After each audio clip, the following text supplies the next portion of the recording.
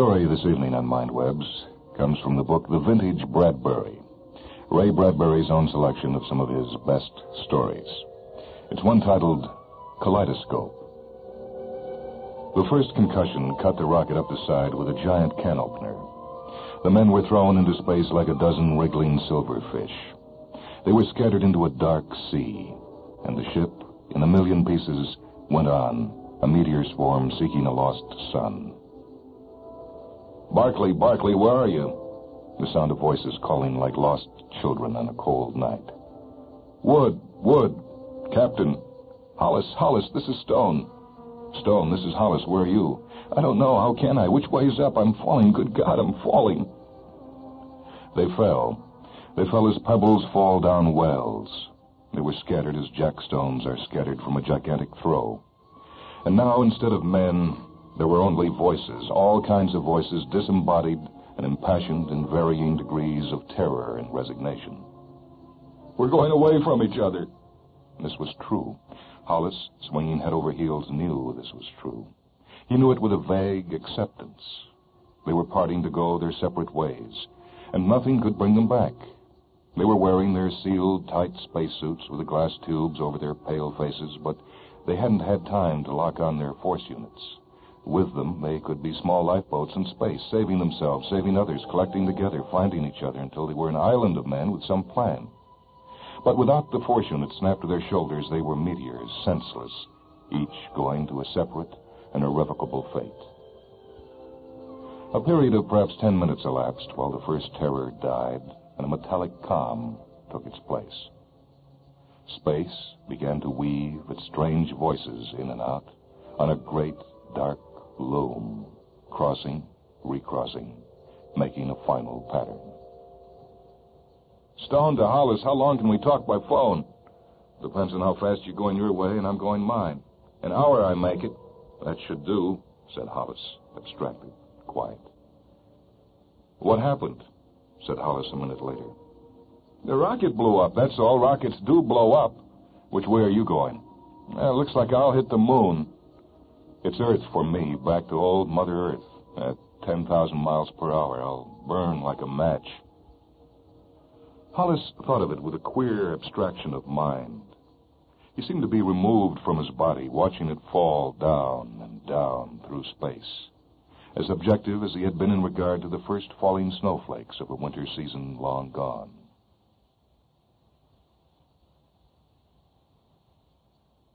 The others were silent, thinking of the destiny that had brought them to this, falling, and nothing they could do to change it. Even the captain was quiet, for there was no command or plan he knew that could put things back together again. Oh, it's a long way down, it's a long way down, a long, long way down. I don't want to die, I don't want to die. It's a long way down. Who's that? I don't know. Stimson, I think. I think it's Stimson. Is that you? It's a long, long way, and I don't like it. Oh, God, I don't like it. Stimson, this is Hollis. Stimson, do you hear me? A pause while they fell separate from one another. Stimson? Yes? Stimson, look, take it easy. We're all in the same fix. I don't want to be here. I want to be somewhere else. There's a chance we'll be found.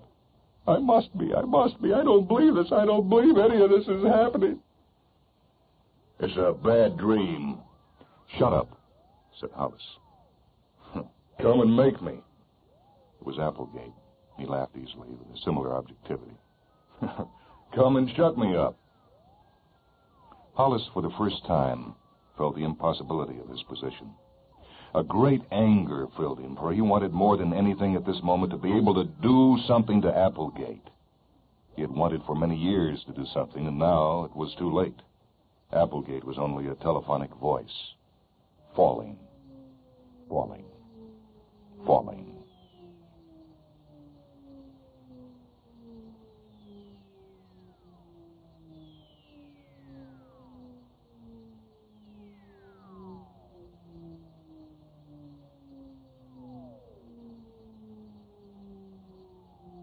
Now, as if they had discovered the horror, two of the men began to scream. In a nightmare, Hollis saw one of them float by, very near, screaming and screaming. Stop it! The man was almost at his fingertips, screaming insanely. He would never stop. He would go on screaming for 1,000,000 miles, as long as he was in radio range, disturbing all of them, making it impossible for them to talk to one another. Hollis reached out. It was best this way. He made the extra effort and touched the man. He grasped the man's ankle and pulled himself up along the body until he reached the head. The man screamed and clawed frantically like a drowning swimmer. The screaming filled the universe. One way or the other, thought Hollis. The moon or earth or meteors will kill him, so why not now? He smashed the man's glass mask with his iron fist. The screaming stopped. He pushed off from the body and let it spin away on its own course, falling. Falling down space. Hollis and the rest of them went in the long, endless dropping and whirling of silence. Hollis, are you still there? Hollis did not speak, but felt the rush of heat in his face. This is Applegate again. All right, Applegate. Let's talk, Hollis. We haven't anything else to do. The captain cut in. That's enough of that. We've got to figure a way out of this. Captain, why don't you shut up? What? You heard me, Captain. Don't pull your rank on me. You're 10,000 miles away by now, and let's not kid ourselves. As Stimson puts it, it's a long way down. Now, see here, Applegate. Can it? This is a mutiny of one. I haven't a damn thing to lose. See, your ship was a bad ship, and you were a bad captain. I hope you break when you hit the moon. I'm ordering you to stop. Go on, order me again. Applegate smiled across 10,000 miles. The captain was silent. Applegate continued. Where were we, Hollis? Oh, yeah, I remember. I hate you, too.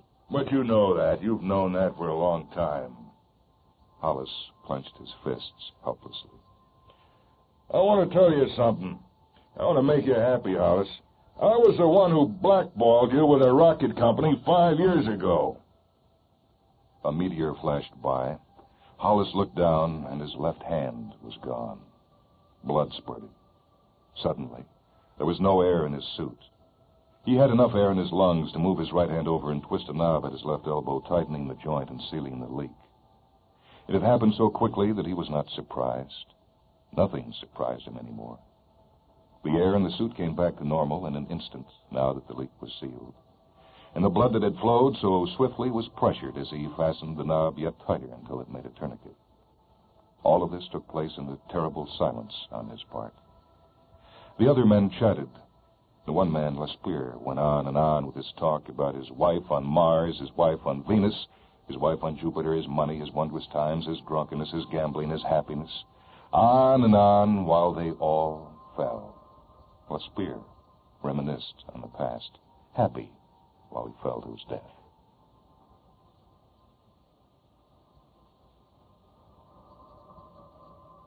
It was so very odd. Space. Thousands of miles of space, and these voices vibrating in the center of it. No one visible at all, and only the radio waves quivering and trying to quicken other men into emotion. Are you angry, Hollis? No, and he was not. The abstraction had returned, and he was a thing of dull concrete, forever falling nowhere. You wanted to get to the top all your life, Hollis. You always wondered what happened. I put the black mark on you just before I was tossed out myself. That isn't important, said Hollis. And it was not. It was gone. When life is over, it's like a flicker of bright film, an instant on the screen. All of its prejudices and passions condensed and illumined for an instant on space. And before you could cry out, that was a happy day, there a bad one, there an evil face, there a good one, the film burned to a cinder. The screen went dark. From this outer edge of his life, looking back, there was only one remorse, and that was only that he wished to go on living. Did all dying people feel this way, as if they had never lived? Did life seem that short, indeed over and done, before you took a breath? Did it seem this abrupt and impossible to everyone, or only to himself, here now, with just a few hours left to him for thought and deliberation? One of the other men, Lespierre, was talking. Well, I had me a good time. I had a wife on Mars, Venus, and Jupiter. Each of them had money and treated me swell. I got drunk, and once I gambled away $20,000. But you are here now, thought Hollis. I didn't have any of those things. When I was living, I was jealous of you, Lespierre. When I had another day ahead of me, I envied you, your women, and your good times. Women frightened me, and I went into space always wanting them, and jealous of you for having them, and money, and as much happiness as you could have in your own wild way. But now, falling here with everything over, I'm not jealous of you anymore. Because it's over for you, as it is for me. And right now, it's like it never was. Hollis craned his face forward and shouted into the telephone. It's all over, Lespierre. Silence. It's just as if it never was, Lespierre. Who's that? Lespierre's faltering voice. This is Hollis. He was being mean. He felt the meanness, the senseless meanness of dying. Applegate had hurt him. Now he wanted to hurt another. Applegate and space had both wounded him.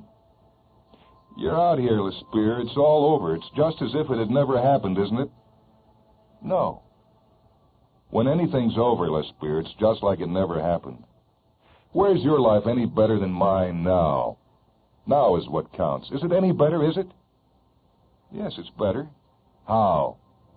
Because, well, I got my thoughts. I remember. Lespierre was far away, indignant, holding his memories to his chest with both hands. And he was right. With a feeling of cold water rushing through his head and body, Hollis knew Lespierre was right. There were differences between memories and dreams. He had only dreams of things he had wanted to do, while Lespierre had memories of things done and accomplished. And this knowledge began to pull Hollis apart with a slow, quivering precision. What good does it do you? He cried to Lespierre. What good does it do you now when the thing's over? It's not good anymore. You're no better off than me. I'm resting easy. I've had my turn. I'm not getting mean at the end like you. Mean. Hollis turned the word on his tongue. He had never been mean as long as he could remember in his life. He had never dared to be mean. He must have saved it all these years for such a time as this. Mean. And he rolled the word into the back of his mind. He felt tears start into his eyes and roll down his face. Someone must have heard his gasping voice. Take it easy, Hollis. It was, of course, ridiculous. Only a minute before, he had been giving advice to others, to Stimson. He had felt a braveness which he had thought to be the genuine thing. And now he knew that it had been nothing but shock and the objectivity possible in shock. Now he was trying to pack a lifetime of suppressed emotion into an interval of minutes. I know how you feel, Hollis, said Lespierre, now 20,000 miles away, his voice fading. I don't take it personally. But aren't we equal, he wondered, Lespierre and I, here, now? If a thing's over, it's done. And what good is it? You die anyway. But he knew he was rationalizing, for it was like trying to tell the difference between a live man and a corpse. There was a spark in one, and not in the other, an aura, a mysterious element. So it was with Lespierre and himself. Lespierre had lived a good, full life, and it made him a different man now, and he, Hollis, had been as good as dead for many years. They came to death by separate paths, and in all likelihood, if there were kinds of death, their kinds would be as different as night from day. The quality of death, like that of life, must be of an infinite variety. And if one has already died once, then what was there to look for in dying for good and all, as he was now?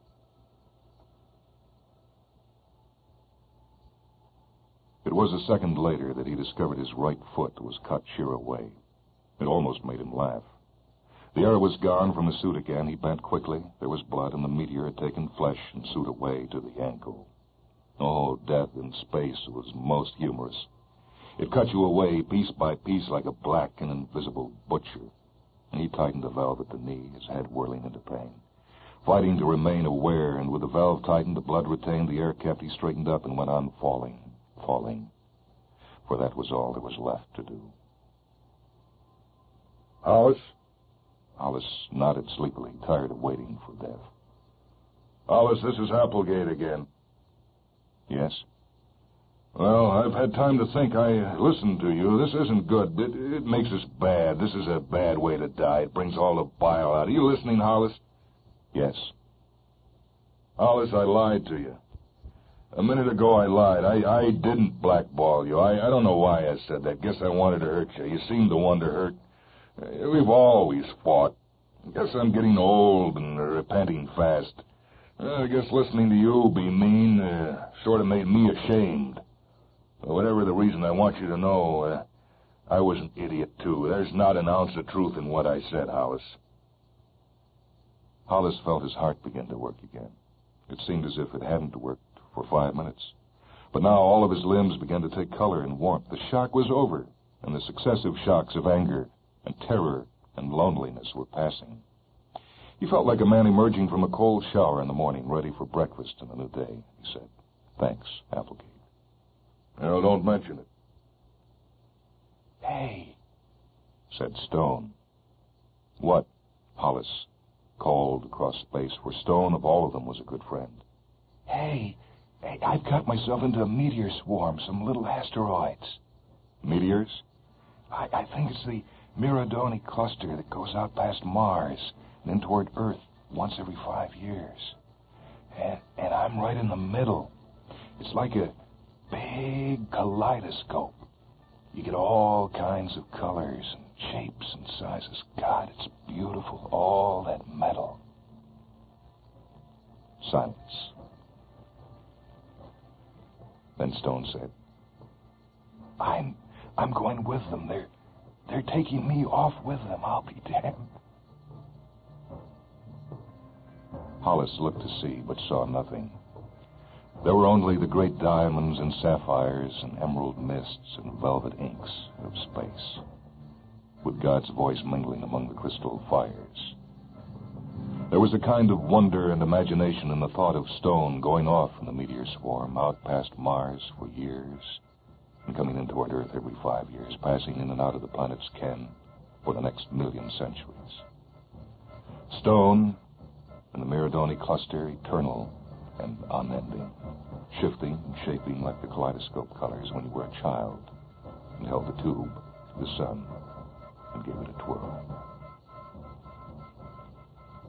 "So long, Hollis." Stone's voice faint now.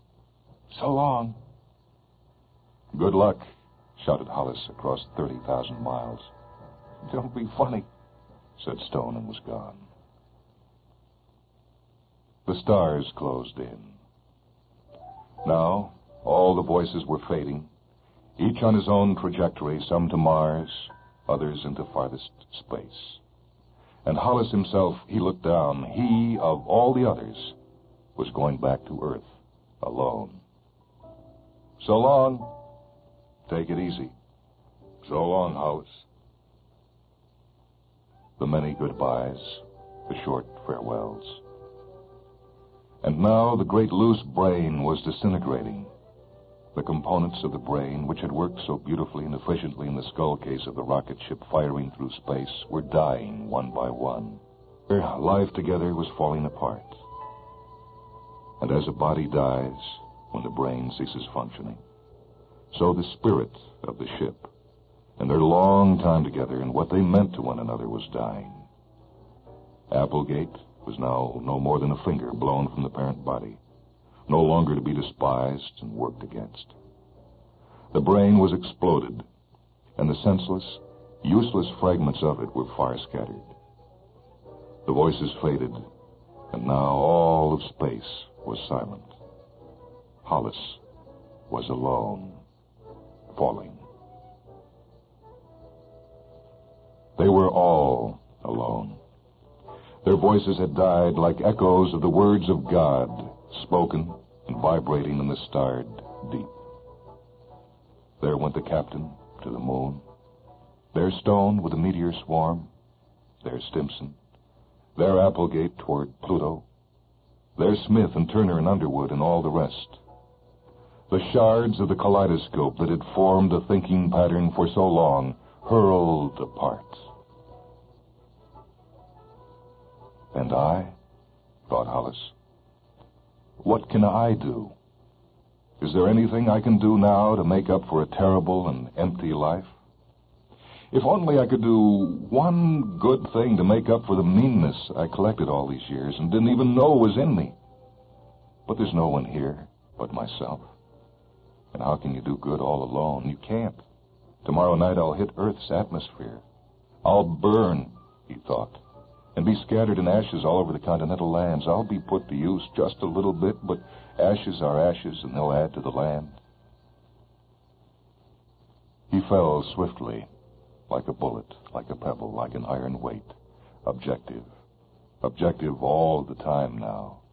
Not sad or happy or anything, but only wishing he could do a good thing now that everything was gone. A good thing for just himself to know about. When I hit the atmosphere, I'll burn like a meteor. I wonder, he said, if anyone will see me. The small boy on the country road looked up and screamed. Hey, Mom, look, a falling star. The blazing white star fell down the sky of dusk in Illinois. Make a wish, said his mother. make a wish.